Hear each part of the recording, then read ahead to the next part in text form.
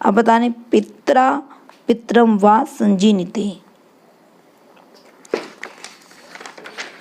उसके बाद है हेतु। अब देखो हेतु अर्थ में हेतु वाचक शब्द से तृतीय विभक्ति बनती है। हेतु जैसे द्रव्य गुण क्रिया सभी का जनक होता है, चाहे उसमें व्यापार सह व्यापार निर्वय व्यापार हो। अब करण सदैव करण क्रिया मात्र का ही जनक होता है। करण में नियत रूप से क्रिया का साधक और व्यापार होता है। हेतु यानी कि दंडेन घटा, हेतु पुण्येन दृष्टो हरिः। हेतु यानी कि फल या प्रयोजन का ग्रहण, अध्ययनेन वसति, श्रमेण साध्यम नास्ति इत्यादि। अशिष्ट देखो अशिष्ट व्यवहार के साथ देने में तृतीय विभक्ति बनती है। मतलब जब हम किसी के साथ अशिष्ट व्यवहार के साथ किसी को दान दे रहे हैं तब तृतीय विभक्ति का विधान होगा। अब आता है चतुर्थी विभक्ति।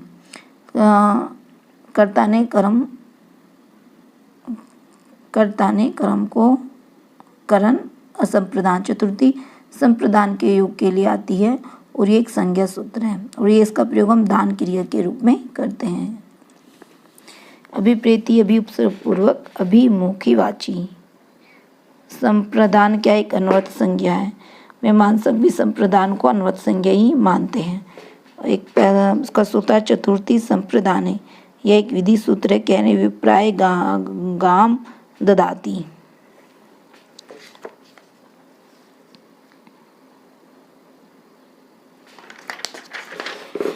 फिर आता है रुचियातानाम प्रियमान, यानी कि रुचि अर्थ वाली धातुओं के प्रयोग में प्रसन्न होने की संप्रदान संज्ञा होती है। जैसे देवदत्ताय रोस्ते मोदकः पथि, शलांग हनुअंग स्ताशयाम गीप श्यामान, यानी कि शलांग हुंग स्ता शब्द धातुओं के प्रयोग पर गीप श्यामान की संप्रदान संज्ञा होती है।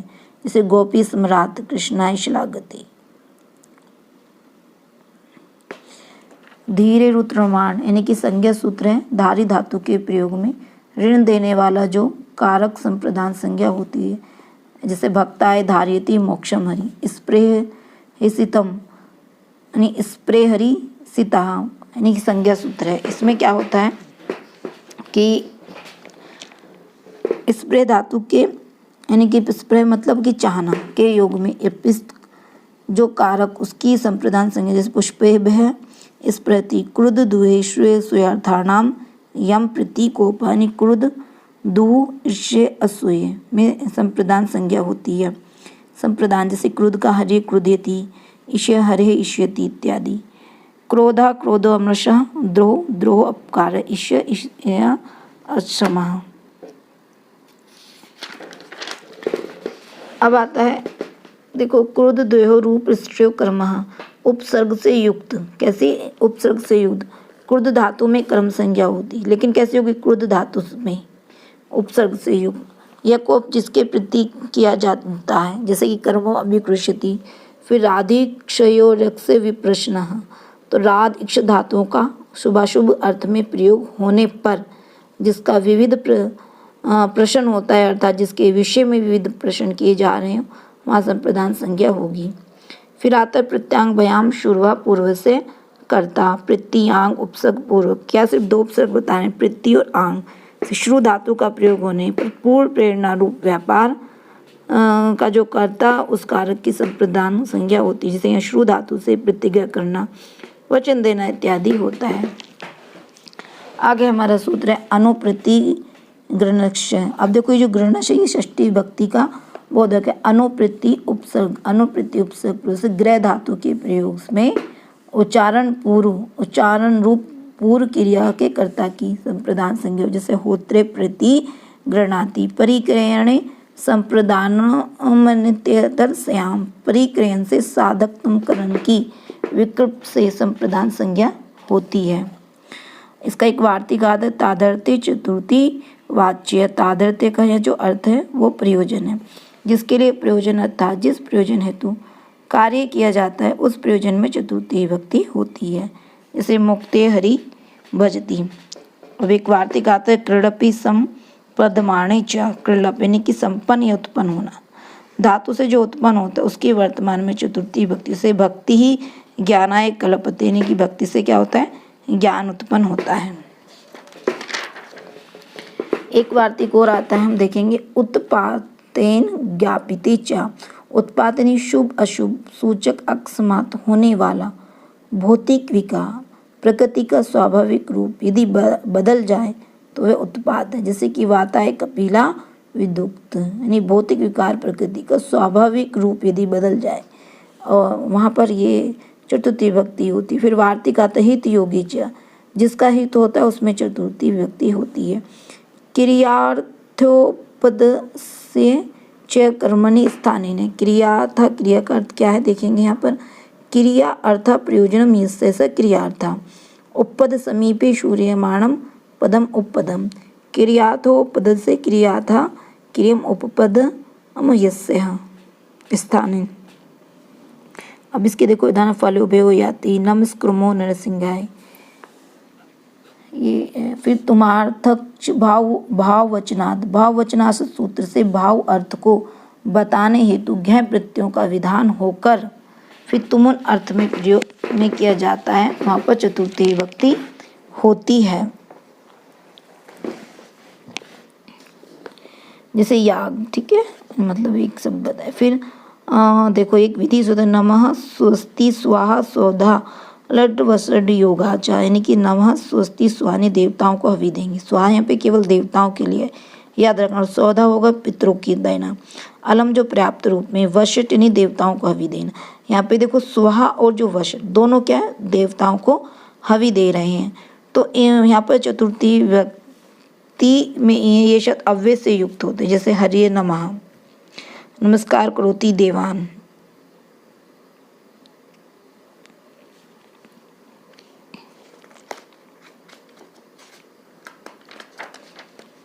और चा का अर्थ एव है, यहाँ पे देखो ये चीज है,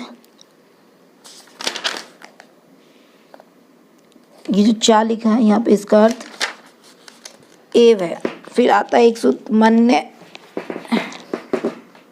मन्य कर्मणादरे विभास प्राणिषु, अनादर का भाव प्रकट होने पर मन क्या है, दिवादिगण की धातु के प्राणी भिन्न अनिभित क्रम में विकल्प से चतुर्थी विभक्ति बनती है। ना त्वाम तृणाय मन्ये तृणम वा, वार्तिक अप्राणिषु इत्यपन्ये नौका कान शुक श्रृंगाल वर्जिस्तिवती वाच्यम गत्यत कर्मणि द्वितीया चतुर्थो चेष्टयामन ध्वनि।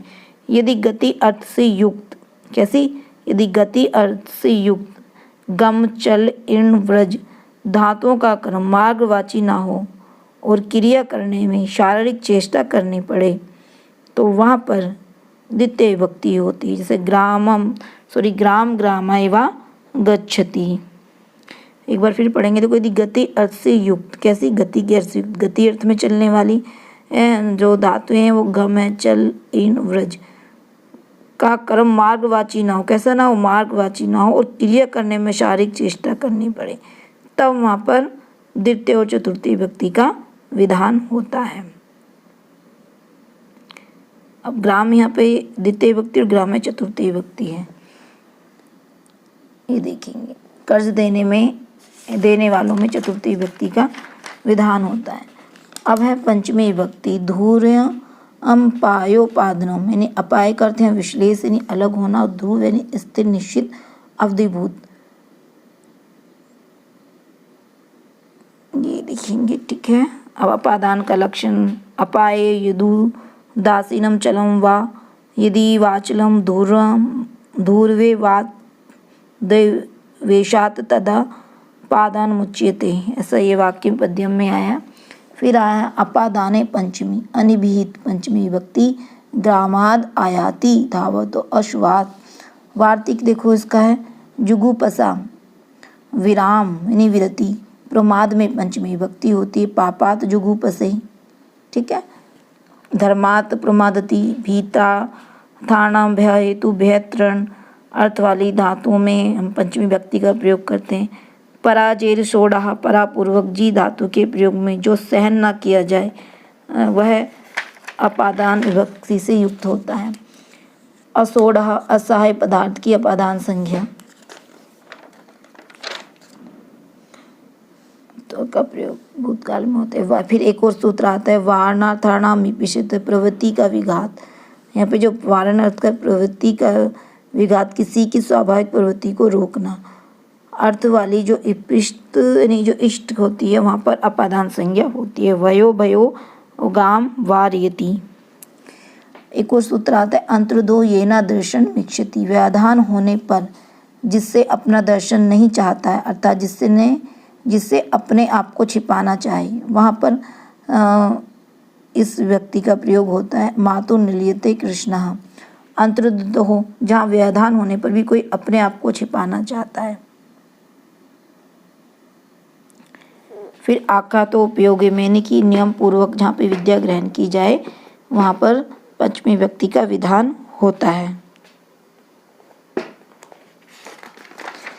फिर है जनिकृतु प्रकृति यानी उत्पन्न होने वाले के हेतु की अपादान संज्ञा होती है। भू प्रभा भू के कर्ता में उत्पत्ति स्थान की अपादान संज्ञा बनती है। इसका एक वार्तिक इन्होंने दिया है, देख लीजिए।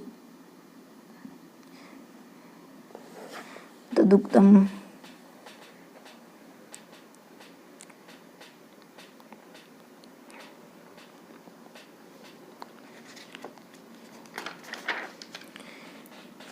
फिर है अन्य आरात। आरात मतलब दूर और समीप, ठीक है। इतर ऋते दिशावाची शब्द अयुचुत्तर पद आज प्रत्यय अहिने प्रत्यांत में पंचमी विभक्ति होती है।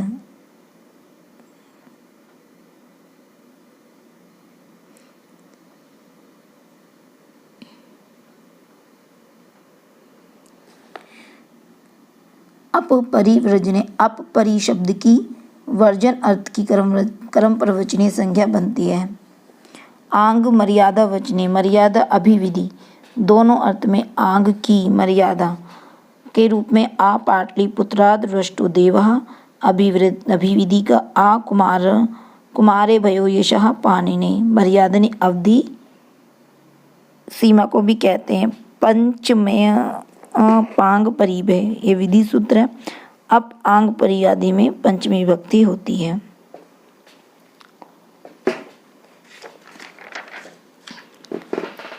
फिर एक और सूत्र आता है प्रीति ही प्रीतिनिधि प्रीतिदानियों प्रीतिनिधि प्रीतिदान विषय में प्रीति के प्रति पंचमी विभक्ति बनती है।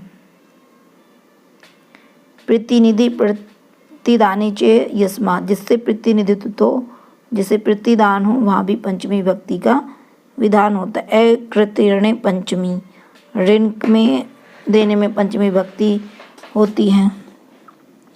विभाषा गुणे अस्त्रियाम स्त्रीलिंग को छोड़कर गुणवाचक शब्दों में के हेतु को प्रकट करता है।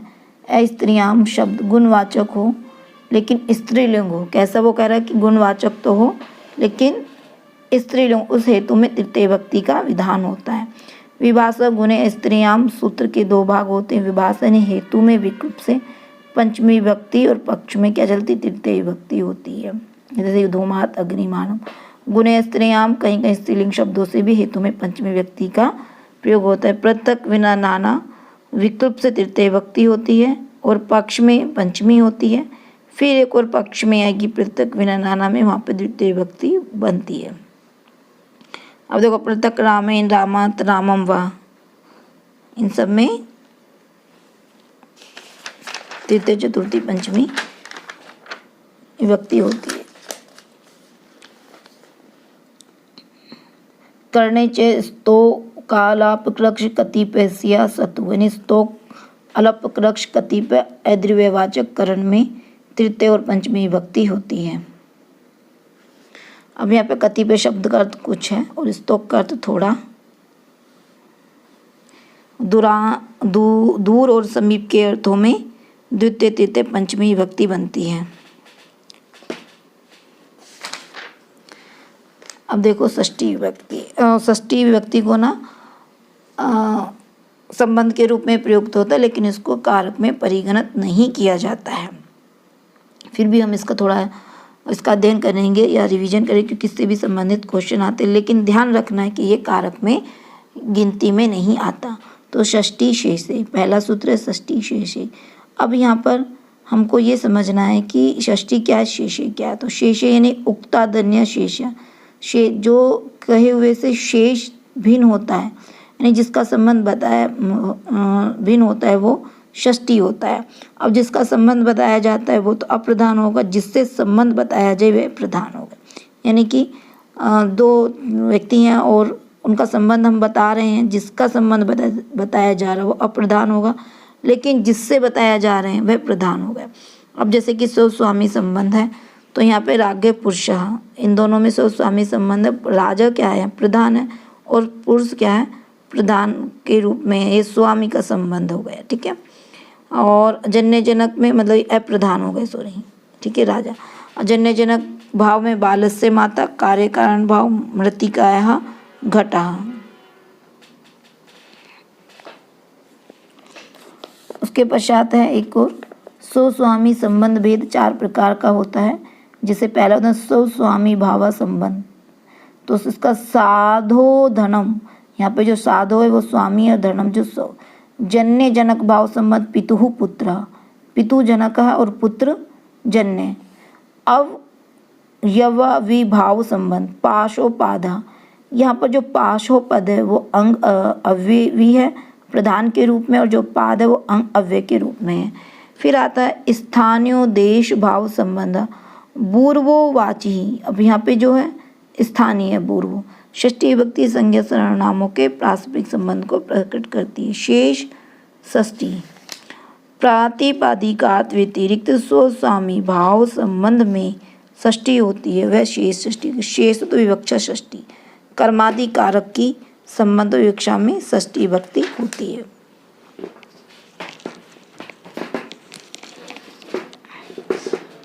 फिर षष्ठी हेतु प्रयोग है। हेतु के प्रयोग में यदि हेतु कारण घोषित होता है तो वहाँ पर षष्ठी विभक्ति से अनस्य हेतु वसति। फिर सर्वनाम के साथ हेतु के प्रयोग में हेतु घोषित होने पर तृतीय विभक्ति का विधान होता है। अब यहाँ पे जो 4 पद है वो षष्ठी विभक्ति का घोतक है। इसे केन हेतु न वसति,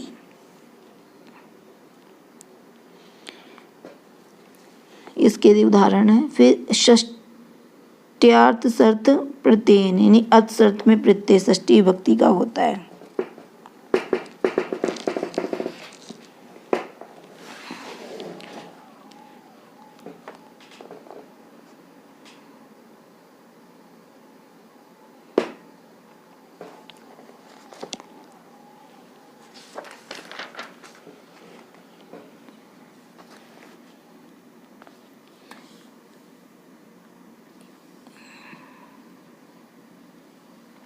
एक सूत्रार्थ एनपा द्वितीय में, अर्थात एनपा में द्वितीय षष्ठी विभक्ति दक्षिण ग्रामम ग्रामस्य वा।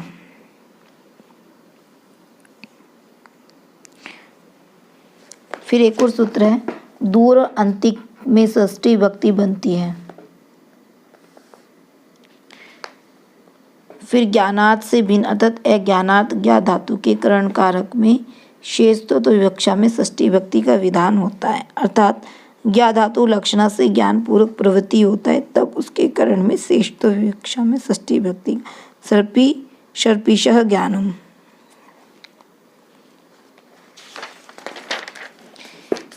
फिर अधि उपसर्ग पूर्वक एक धातु के समानार्थक धातु और द्वय इस धातु के कर्म कारक में शेष तो विवक्षा षष्ठी विभक्ति होती है। मातुः स्मरणम स्पर्शिदयनम। क्रय प्रतीयत्ने गुणाधान गम्यमान होने पर क्रय धातु के कर्म में शेष तो की विवक्षा में षष्ठी विभक्ति होती। एदोदक सयोपस्करणम।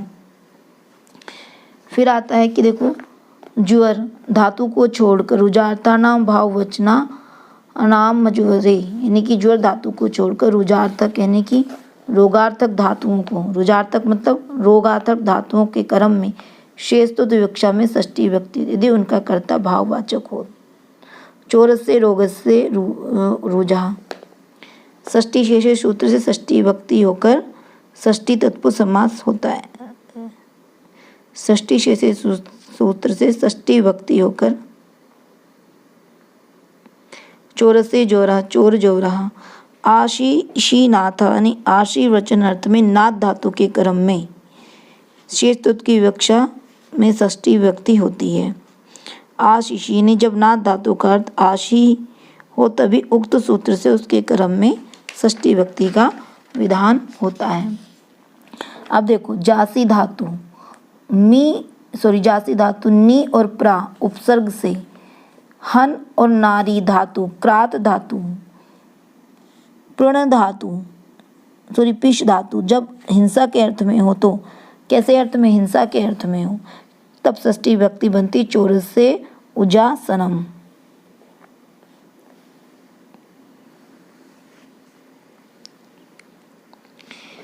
फिर अगला एक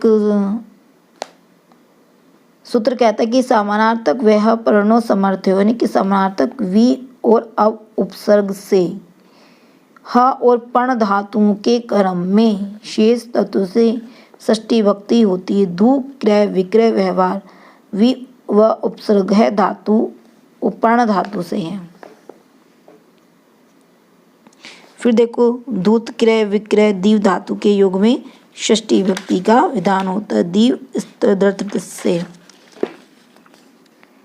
विभासो उपसर्गे उपसर्ग के योग में तदर्थक द्विव धातु के क्रम में विकल्प से षष्ठी विभक्ति का विधान होता है। फिर आता है देवताओं को देने के अर्थ में वर्तमान ई प्रेक्ष्य त्रावृ धातु के क्रम में हार्वी विशेष षष्ठी विभक्ति का विधान होता है। अगले नेक्स्ट है प्रतो अर्थ वाले प्रत्ययों के प्रयोग में कालवाची अधिकरण में षष्ठी विभक्ति होती है। अभी देखो ये कृदकारक षष्ठी कारक षष्ठी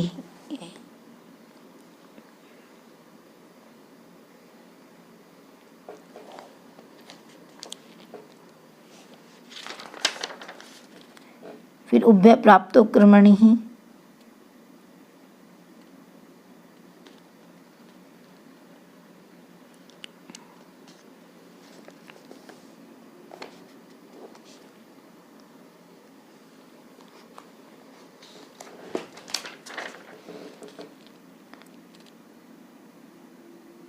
लादेश उक कृदंत अव्यय निष्ठा खल प्रत्यय तन में षष्ठी विभक्ति नहीं होती है। क्या होती है इनमें? द्वितीय विभक्ति होती है। उगदेत्यान धातु को हरी द्वितीय विभक्ति।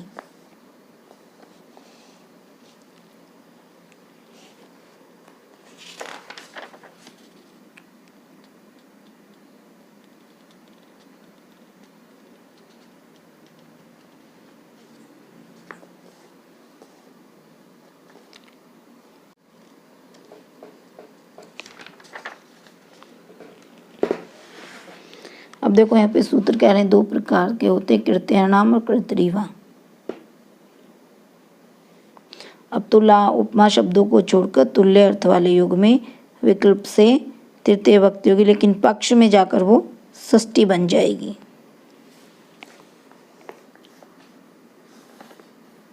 ऐसे ही देखो आयुष इत्यादि पद में भी विकल्प से तो चतुर्थी रहेगी, लेकिन पक्ष में जाके वो षष्ठी विभक्ति का विधान करेगी।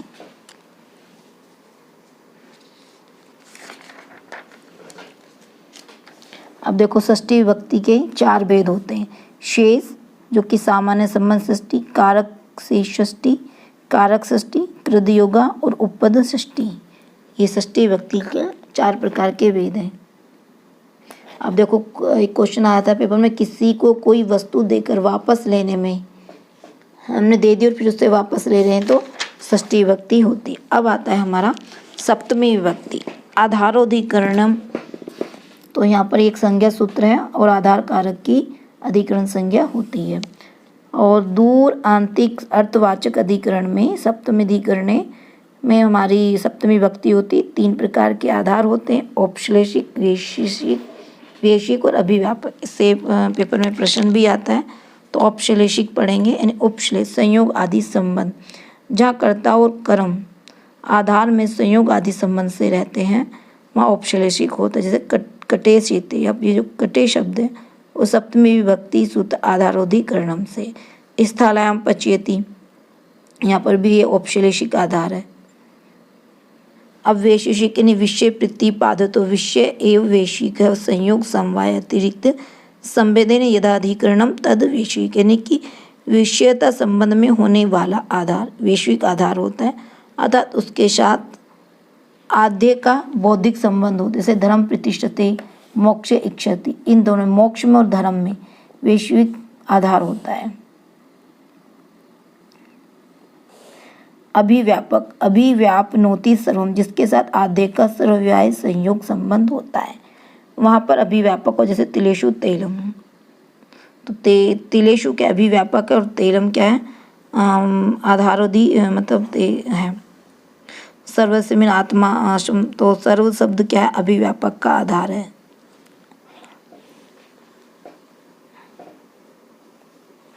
देखो दूर अंतिक अर्थ वाले शब्दों से दूरांतिक भयो द्वितीय सूत्र के द्वारा द्वितीय तृतीय पंचमी विभक्ति के साथ साथ सप्तमी विभक्ति का भी विधान होता है।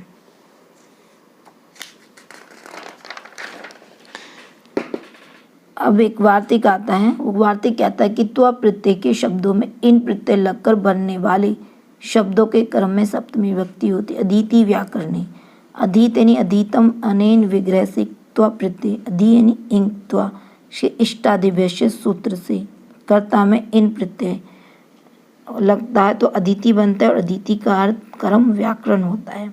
साधु साधु प्रयोगे च यानी साधु और असाधु के प्रयोग में सप्तमी विभक्ति होती है। निमित्त क्रिया का महफल और योग संयोग समवाय संबंध से भी सप्तमी विभक्ति का विधान किया जाता है। अब यहाँ पे देखो ये मैंने वो बनाई थी वनस्य दूरे वनस्य अंति की इत्यादि में इससे च भावेन भाव लक्षणम, ये एक विधि सूत्र है। क्या कहता है भाव का जो तात्पर्य यहाँ पर क्रिया है, जिसकी क्रिया से कोई दूसरी क्रिया लक्षित होती है उस क्रिया में सप्तमी विभक्ति गोषु द्रोह मानासु गतः। फिर आता है कृत क्रिया और योग्य अनर्ह अयोग्य अनुचित। और इस वार्तिक के देखो 4 भाग उन्होंने किए हैं। अर्हणानाम कृतत्वे अनहर्षणानाम अकृतत्वे। षष्ठी चानादर यानी अनादर की अधिकता प्रकट होने पर जिसकी क्रिया से अन्य क्रिया लक्षित होती है वहाँ पर षष्ठी और सप्तमी विभक्ति होती है। देखो स्वामी ईश्वर अधिपति दायाद यानी कि जो गोतिया साक्षी और पृथ्वी यानी जमानतदार प्रस्तुत यानी उत्पन्न 7 में सप्तमी विभक्ति होती है। ठीक है, ये जो 7 प्रधातु होते हैं उनमें षष्ठी और सप्तमी विभक्ति का विधान से गवाम गोशु व स्वामी, तो गोशु में मतलब षष्ठी और सप्तमी विभक्ति का विधान है। फिर आयुक्त कुशल भयाम चा सेवाम, आयुक्त नियुक्त लगाया हुआ कुशल शब्दों के योग में तत्परता अर्थ की प्रतीति होने पर सप्तमी विभक्ति का विधान होता है। यथक्ष निदान जाति गुण क्रिया संज्ञा की विशेषता के आधार पर किसी एक का अपने समुदाय से पृथक होना पृथक करना जिससे निर्धारण हो जाता है उसमें षष्ठी सप्तमी विभक्ति होगी। समुदाय में से निर्धारण किया जाए उस समुदाय में भी षष्ठी सप्तमी विभक्ति होती है। अब समुदाय के देखो 4 भेद बताए, जाति से विशिष्ट, गुण से विशिष्ट, क्रिया से और संज्ञा से। अब इन सभी में देखो ये ध्यान से देखना है यहाँ पर, जैसे निर्नाम नृषु व ब्राह्मण श्रेष्ठ, तो निर्नाम इसमें षष्ठी सप्तमी विभक्ति का विधान है। पंचमी विभक्ति निर्धेयमान पृथक की जा रही वस्तु का जहाँ से विभाग हो अर्थात किसी विशेषता के कारण जिसका निर्धारण किया जाए वहाँ पर पंचमी विभक्ति होती है। अर्चा यानी कि पूजा प्रशंसा और सम्मान के रहने पर साधु और निपुण में सप्तमी विभक्ति होती है, लेकिन प्रीति शब्द का प्रयोग हो रहा हो तब सप्तमी विभक्ति नहीं होगी। जैसे मातारु साधु निपुण, राजा वृत्य निपुण में षष्ठी विभक्ति का विधान है। साधु निपुण व मातु निपुण व मातर प्रीति परि अनुवा। फिर आता है प्रक्षित उत्सुक, तो यहाँ पे जो प्रचिद उत्सुक तत्पर के अर्थ में तृतीया होगी, लेकिन जहाँ पे जो चकार का अर्थ है वो सप्तमी विभक्ति को प्रयोग करते हैं। प्रसिद्धोत सुखाभयाम तृतीया च। उत्सुक शब्द के साचार्य से प्रसिद्ध तत्पर प्रसिद्ध तत्परे प्रसिता सक्तो प्रसिता हरिणो हरोवा। तृतीय और सप्तमी विभक्ति होती। नक्षत्रे च लूपी लुप्त लुबंत नक्षत्रवाची अधिकरण में तृतीय और सप्तमी विभक्ति होती है। आगे आता है सप्तमी पंचमयो कारक मध्य। दो कारक शक्तियों के मध्य में जो कालवाची मार्गवाची शब्द आते हैं उनमें सप्तमी और पंचमी विभक्ति का विधान होता है।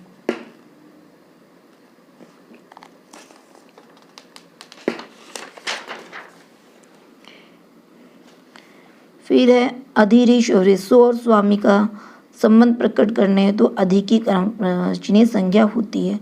अधि देवदत्ते पांचला अधि पांचलेषु देवदत्ता। यस्मा दधिकम यस्य ईश्वर वचनम तत्र सप्तमी, जिससे अधिक हो और ईश्वर तत्व हो वहाँ पर कर्मवचनी योग से सप्तमी विभक्ति का विधान होता है। जैसे उपपराधे हरे गुणा सर्वाधिक संख्या पराध कहलाती है। अधि भुवि रामः 117 सप्तमी शोंडे। विभाषा क्रिय यानी विश्व तत्व में क्रय धातु से परे रहने पर अधि की विकल्प से कर्म प्रवचनी संज्ञा होती है। इधर तमाम अधिकरिष्यति विनियोजते। अब देखो यहाँ पर जो विभक्ति के भेद हैं, दो प्रकार की विभक्ति, कारक और उपपद। और कारक विभक्ति अधिक बलवती होती है और द्वितीय विभक्ति को ये सूत्र मैंने सब यहाँ पर लिख दिए हैं। अब यहाँ पे कारक और उपव्यक्ति का कुछ विभेद बताए गए हैं। तो ये कारक की विभक्ति अभी मैंने ये किया नहीं है शायद। अच्छा,